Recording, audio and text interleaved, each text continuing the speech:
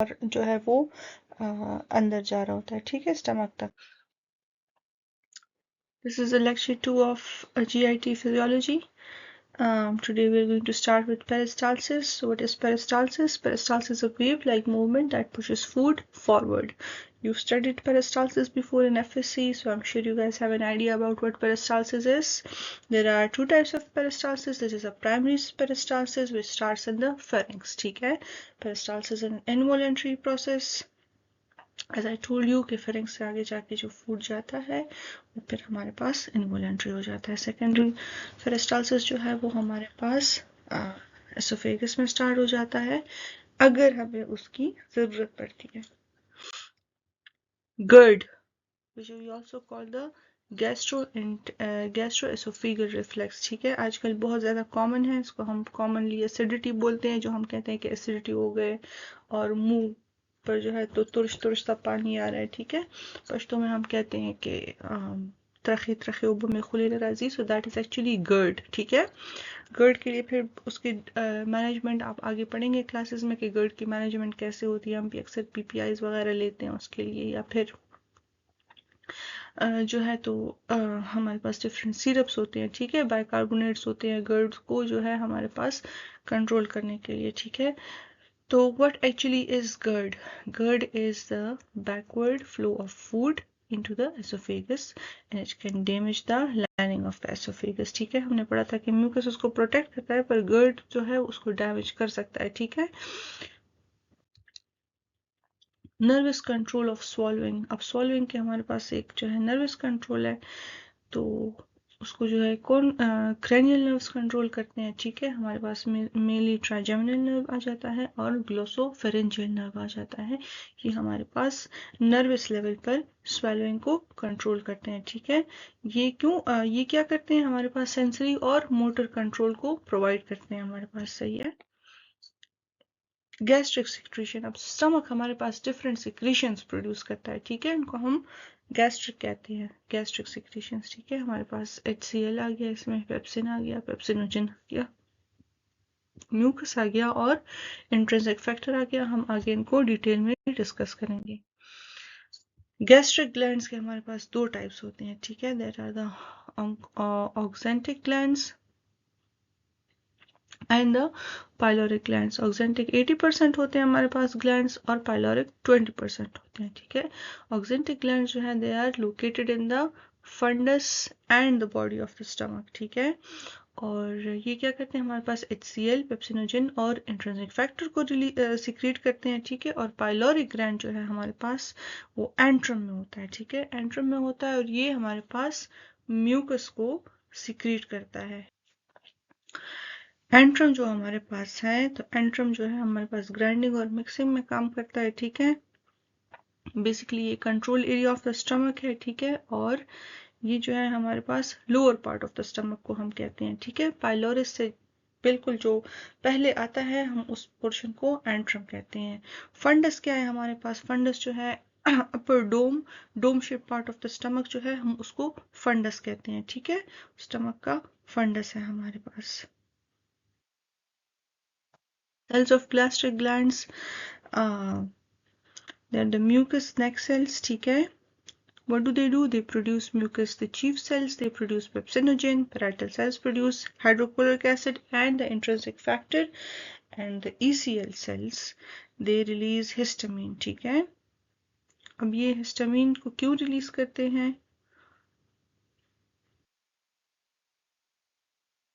क्योंकि ये हमारे पास HCl की सिक्रीशन में काम करता है, ठीक है। और HCl आगे जाके हमारे पास प्रोटीन डाइजेशन, पेप्सिनोजन की एक्टिवेशन और बैक्टीरिया की किलिंग में काम करता है, ठीक है। तो हिस्टामिन जो है हमारे पास इन अदर वर्ड्स डाइजेशन की एफिशिएंसी को अच्छा करता है, ठीक है।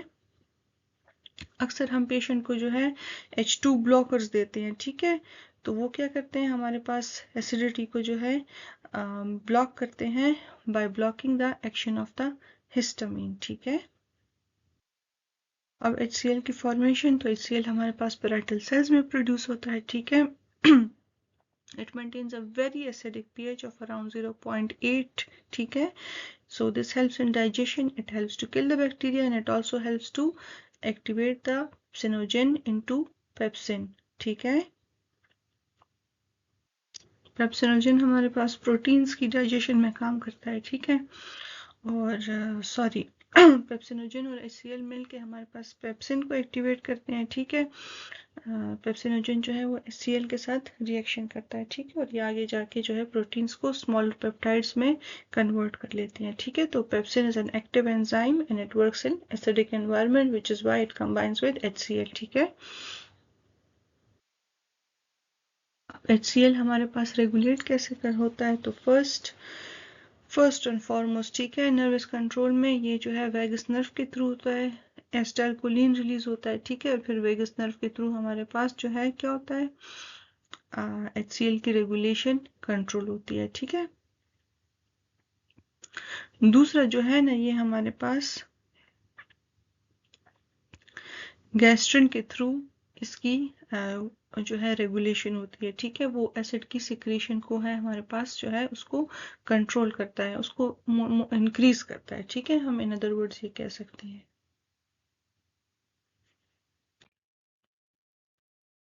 Basic electrical rhythm of the GIT. Discussing the basic electrical rhythm of the GIT. This controls how the gut moves, ठीक है। इसका बेसिक कॉन्सेप्ट क्या है कि स्मूथ मसल्स जो GIT के होते हैं वो कनेक्ट होते हैं गैप जंक्शंस के through, so they behave like a single unit, ठीक है। इस सिंगल यूनिट को हम क्या कहते हैं, सिंक्टियम, ठीक है, या फिर सिंकिटियम। सिंकिटियम जो है इसके लिए प्रॉपर वर्ड होगा, ठीक है। और सिंक से निकला हुआ है तो इसका मतलब ये है कि अगर एक सेल एक्टिवेट होगा तो नियर बाय के जितने भी सेल होंगे वो सिग्नल जो है उसको जाएगा, ठीक है, एक सेल से सिग्नल जाएगा सबको और वो भी एक्टिवेट होंगे। तो इससे क्या होता है, हमारे पास कोऑर्डिनेटेड कॉन्ट्रैक्शन होती है, ठीक है, गट की। रेस्टिंग मेम्ब्रेन पोटेंशियल जो है वो -50 से लेके -60 मिलीवोल्ट तक है, जो कि है हमारे पास जो नर्व सेल्स हैं, ठीक है, उससे ज़्यादा नेगेटिव है, ठीक है। तो इससे क्या होता है, हमारे पास जो है मसल्स जो है ये मसल्स आसानी से एक्साइट हो सकते हैं, ठीक है। Types of electrical activity. Electrical activity हमारे पास दो फॉर्म में होती है, स्लो वेव्स के फॉर्म में होती है और स्पाइक्स के फॉर्म में होती है, ठीक है। स्लो वेव्स या फिर बहुत बड़े और बहुत बड़े स्पाइक्स, ठीक है। स्लो वेव्स जो होते हैं हमारे पास वो they are not true action potentials, rather they are just small fluctuations in the membrane potential, ठीक है। They do not cause contraction directly and they prepare the muscle for the contraction, ठीक है। So they're kind of like the background rhythm, ठीक है। Spikes are the true action potentials. Spikes जो होते हैं वो true action potentials होते हैं and they're responsible for the actual muscle contraction in the GIT. So whenever spikes occur, contraction will occur and the movement of the food will occur, ठीक है। आगे हमारे पास आता है depolarization. Depolarization means that the membrane potential is becoming more positive, just the way we have studied. What happens in the GIT, that in GIT this usually happens when the gut is stretched because of food, ठीक है। गट जब हमारे पास food की वजह से stretch हो जाता है तो उस टाइम हमारे पास स्पाइक्स आते हैं, ठीक है। स्ट्रेचिंग जो है हमारे पास डिपोलराइजेशन करता है, डिपोलराइजेशन स्पाइक्स प्रोड्यूस करते हैं और स्पाइक्स आगे जाके हमारे पास कंट्रैक्शन जो है उसको परफॉर्म करते हैं, ठीक है। हम इस पूरे स्लाइड को ऐसे समराइज कर सकते हैं कि स्लो वेव्स जो है वो रिदम को सेट करते हैं और स्पाइक जो है असल में जो है कंट्रैक्शन को परफॉर्म करते हैं, ठीक है।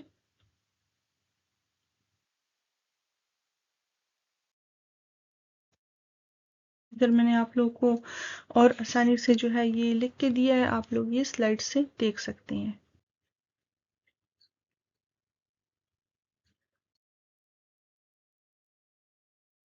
आगे जाके हमारे पास आता है hyperpolarization. So when does hyperpolarization occur? It occurs when sympathetic nervous system is activated, ठीक है। Hyperpolarization means that the membrane potential becomes more negative than the normal, ठीक है। So instead of moving towards activation, the cell moves away from activation. ये कब होता है हमारे पास, hyperpolarizations occur when the sympathetic nervous system is activated, like I said before, and it happens in situations like stress, fear, और जब हमारे पास flight और fight जो है वो एक्टिवेट होता है, ठीक है। एड्रेनलिन का इसमें क्या रोल है, ठीक है। जब सिंपैथेटिक नर्वस सिस्टम एक्टिवेट होगा तो ऑफ कोर्स एड्रेनलिन रिलीज होगा। एड्रेनलिन जो है वो हाइपरपोलराइजेशन ऑफ जीआईटी के स्मूथ मसल्स जो है उनको करता है, ठीक है। तो हाइपरपोलराइजेशन जब होता है जीआईटी के स्मूथ मसल्स की, तो हमारे पास जो है क्या होता है, हमारे पास हाइपरपोलराइजेशन होती है, ठीक है। उसकी वजह से हमारे पास मसल जो है वो लेस एक्साइटेबल हो जाते हैं, स्पाइक्स कम हो जाते हैं, ठीक है, कॉन्ट्रैक्शन कम हो जाती है, तो जीआईटी की मोटिलिटी डिक्रीज हो जाती है। जो हमने सिंपैथेटिक नर्वस सिस्टम में पढ़ा था ना कि जीआईटी की एक्टिविटी बंद हो जाती है, तो वो इस हाइपरपोलराइजेशन के थ्रू होती है, ठीक है। ये उसका मैकेनिज्म है, सही है।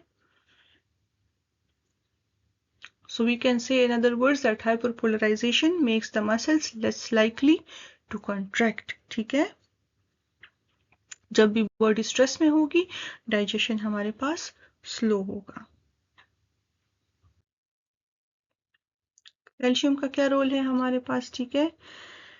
कैल्शियम इनफ्लक्स कॉजेस कॉन्ट्रैक्शन, ठीक है। कैल्शियम जब भी होगा, कैल्शियम हमने पढ़ा हुआ है कि कैल्शियम जहां पे भी होगा वो कॉन्ट्रैक्शन कॉज करेगा, ठीक है। तो क्या होता है हमारे पास,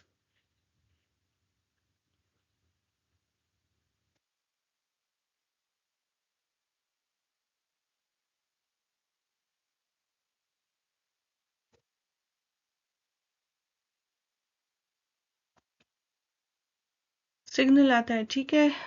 फॉर एग्जांपल जो है हमारे पास एक सिग्नल आता है मसल को, ठीक है। कैल्शियम आता है मसल में जाता है, जो है कैल्शियम इन्फ्लक्स होता है और वहां से कॉन्ट्रैक्शन शुरू हो जाता है। ये क्या करता है, interaction between actin and myosin. तो क्या होता है मसल के अंदर, जेटी के मसल के अंदर दो इंपॉर्टेंट प्रोटीन होते हैं, एक्टिन और मायोसिन, ठीक है।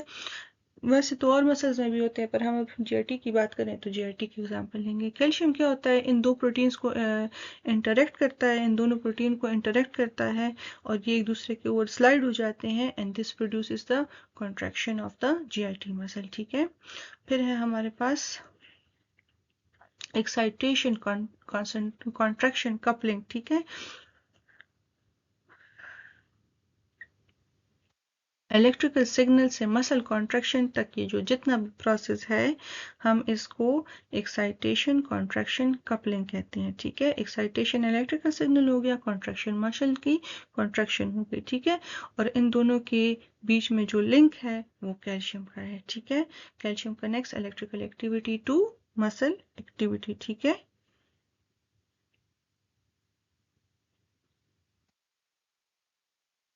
तो जब भी हमारे पास कैल्शियम सेल में एंटर होगा कंट्रैक्शन होगी और क्या होगा हमारे पास, ultimately it will help in movements like peristalsis and the mixing of food, ठीक है। अब हम आते हैं एंटेरिक नर्वस सिस्टम के ऊपर। एंटेरिक नर्वस सिस्टम जो है हमारे पास, उसमें अबाउट 100 मिलियन न्यूरॉन्स होते हैं, ठीक है। जीआईटी में एसोफेगस से लेकर एनस तक ही हमारे पास एक्सटेंड होता है, ठीक है। Enteric nervous system क्या है हमारे पास, it is a special nervous system present in the GIT, जो जीआईटी में खुद होता है, ठीक है। इंटेरिक नर्वस सिस्टम जीआईटी में होता है हमारे पास। हम क्या अक्सर कहते हैं gut is your second brain, ठीक है। तो enteric nervous system is there and इसकी वजह से हमारे पास जीआईटी जो है ना इंडिपेंडेंट फंक्शन कर सकती है, ठीक है। इसमें 100 मिलियन न्यूरॉन होते हैं, ठीक है। और ये क्या करते हैं हमारे पास, इनका जो ये नंबर है ना, ये 100 मिलियन ऑलमोस्ट स्पाइनल कॉर्ड के नंबर के से जो है तो हमारे पास उसी के तकरीबन उसी के इक्वली आता है, ठीक है। इसोफेगस से लेकर हमारे पास एनस तक होता है, ठीक है। और ये सारे डाइजेस्टिव ट्रैक्ट को कंट्रोल करता है। इसमें दो प्लेक्सस होते हैं, ठीक है, मेसेनर प्लेक्सस और मेंटेरिक प्लेक्सस, जो कि मैंने आप लोगों को पहले भी समझाया है। मेसेनर प्लेक्सस को हम जो है सब म्यूकोजल प्लेक्सस भी कहते हैं। ये सब म्यूकोजा में होता है, ठीक है। ये सिक्रीशन को कंट्रोल करता है, जैसे कि हमारे पास HCl हो गया, एंजाइम हो गए, म्यूकस हो गए, ठीक है। और ब्लड फ्लो को हमारे पास रेगुलेट करता है। मेंटेरिक प्लेक्सस जो है ये जो है मस्कुलर लेयर में होता है, ठीक है। और ये जीआईटी की मूवमेंट या पेरिस्टालसिस को कंट्रोल करता है हमारे पास। फिर है हमारे पास इंटरिक नर्वस सिस्टम के फंक्शन, तो इंटरिक नर्वस सिस्टम हमारे पास HCl, बाइल, पेप्सिन, सलाइवा और पैंक्रियाटिक जूसेस के जो सिक्रीशन है, ठीक है, उनको कंट्रोल करता है हमारे पास। GIT में हमारे पास ब्लड फ्लो को ज्यादा करता है, ठीक है, क्योंकि हमारे पास GIT में जो है जब डाइजेशन हो रही होती है तो हमें जो है न्यूट्रंस, ऑक्सीजन और एक्टिव सिक्रीशन की ज़रूरत होगी, तो जितना ब्लड फ्लो ज़्यादा होगा उतनी ही डाइजेशन अच्छे तरीके से होगी, ठीक है। मेंटरिक प्लेक्सस क्या करता है हमारे पास, GIT की मूवमेंट को कंट्रोल करता है, ठीक है, और पेरिस्टालसिस में हमारे पास हेल्प करता है। एंटेरिक नर्वस सिस्टम क्या है, हमारे पास हमेशा इंडिपेंडेंटली काम करता है, इसको CNS के इन्फ्लुएंस की ज़रूरत नहीं होती, ठीक है, पर फिर भी जो है ऑटोनॉमिक नर्वस सिस्टम या वेगस सिस्टम के थ्रू ये हमारे पास कनेक्ट होता है, ठीक है। तो जब ऑटोनॉमिक नर्वस सिस्टम में सिंपैथेटिक एक्टिवेट होगा तो ANS के कैरेक्टरिस्टिक्स डिफरेंट होंगे, पैरासिम्पैथेटिक एक्टिवेट होगा तो कैरेक्टरिस्टिक डिफरेंट होंगे, डाइजेशन स्लो या फास्ट होगी, जैसे कि हमने बात की थी।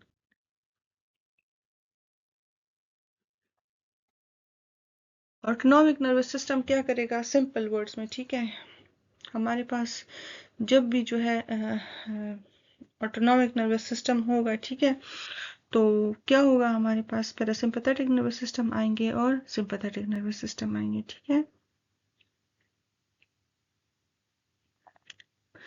सिंपैथेटिक होगा तो क्या होगा, हमारे पास जो है पैरासिम्पैथेटिक होगा तो हमारे पास क्या होगा, हमारे पास जो है GIT की मोटिलिटी और सिक्रीशन जो है GIT में वो इंक्रीज होगी, ठीक है, फूड ज़्यादा तेज़ी से मूव करेगा, डाइजेस्टिव जूसेस ज़्यादा सिक्रीट होंगे, ठीक है। जो हमारा क्रेनियोसैक्रल सिस्टम है, हम इसको क्रेनियोसैक्रल सिस्टम भी कहते हैं, ठीक है, क्योंकि ये हमारे पास क्रेनियल नर्व्स और सैक्रोस्पाइनल नर्व्स से ओरिजिनेट करता है, ठीक है, या वो इसको कंट्रोल करते हैं। हमने जो है तो नर्व्स पढ़े हैं, आप लोग को याद होंगे, ठीक है, और वेगस नर्व जो है it is the longest cranial nerve, इस बात को MCQs के लिए याद रखें, ठीक है।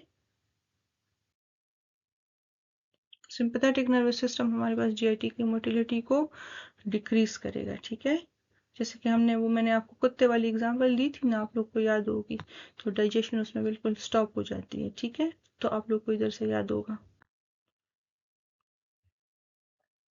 फिर आते हैं हमारे पास एफरेंट सिग्नल्स, ठीक है। GIT responds to stretching, chemicals, irritation, and these signals helps in regulating the digestion. Efferent signals are signals, or we can say that efferent signals are sensory signals that travel from GIT to the brain or the enteric nervous system, ठीक है, and they tell the body what is happening inside the gut, ठीक है। efferent signals जो होते हैं हमारे पास, stretching क्या होता है, when food enter the stomach it causes stretching of the stomach wall, ठीक है। फिर केमिकल्स की बात हो जाती है, GIT जो है हमारे पास डिफरेंट केमिकल्स को रिस्पॉन्ड करता है, फॉर एग्जांपल एसिड्स हो गए, फैट्स हो गए, प्रोटीन्स हो गए, ठीक है, जो कि आगे जाके हार्मोन की रिलीज को स्टिमुलेट करते हैं या एंजाइम सिक्रीशन को वो करते हैं, ठीक है। इरिटेशन, एफरेंट सिग्नल्स, अगर GIT में इरिटेशन हो रही है तो उनको भी जो है वो करते हैं, ठीक है, ब्रेन को मतलब सिग्नल देते हैं, ठीक है, या फिर रिस्पॉन्ड करते हैं इसको, और जो है तो जल्दी जल्दी अगर इरिटेशन हो रही होती है तो आपको जल्दी जल्दी डायरिया हो जाता है, ठीक है, rapid emptying of the stomach होती है, तो इरिटेशन से वो कंट्रोल हो जाता है, ठीक है। तो हमारे पास एफरेंट सिग्नल जो है ये काम करते हैं, ठीक है। एफरेंट सिग्नल जो है हमारे पास कॉन्टिन्यूसली GIT की एक्टिविटी को मॉनिटर कर रहे होते हैं और उसके हिसाब से एडजस्ट हो रहे होते हैं। स्ट्रक्चर ऑफ स्टमक वॉल हमने पढ़ लिया था, ठीक है, 4 लेयर्स हैं इसके। स्टमक जो है हमारे पास 1 to 1.5 लीटर ऑफ फूड को स्टोर कर सकता है। Older food moves towards the walls and the newer food stays in the fundus of the stomach, ठीक है। स्टमक एडेप्टेशन, स्टमक में फोल्ड्स होते हैं जिनको हम रोगाई कहते हैं, ठीक है। जैसे ही फूड इंटर होता है स्टमक स्ट्रेच हो जाता है और उसकी कैपेसिटी जो कि 1 to 1.5 लीटर है वो उस तक बढ़ जाती है, ठीक है। स्टमक में मिक्सिंग कैसे होती है? Strong contraction waves mix food. Food हमारे पास HCl और पेप्सिन के साथ मिक्स होता है, ठीक है। और बैकवर्ड मूवमेंट को हम रेट्रोपल्जन कहते हैं। और मिक्सिंग में हमारे पास फूड जो है काइम में कन्वर्ट हो जाता है जो कि एक सेमी सॉलिड पेस्ट है। ये सब कुछ वहीं जो है फिर से रिपीट हो रहा है, ठीक है। हंगर पैंस क्या होते हैं? हंगर पैंस जो हम कहते हैं कि यो दम सम der उगेशुम सेशो, that happens when we are fasting, when there are strong contraction in the empty stomach and they cause abdominal pain and अक्सर जब हमारा शुगर लेवल लो होता है तो उस टाइम हमें हंगर पैंग्स आते हैं, ठीक है। अब स्टमक एम्प्टीइंग को हम जो है नेक्स्ट लेक्चर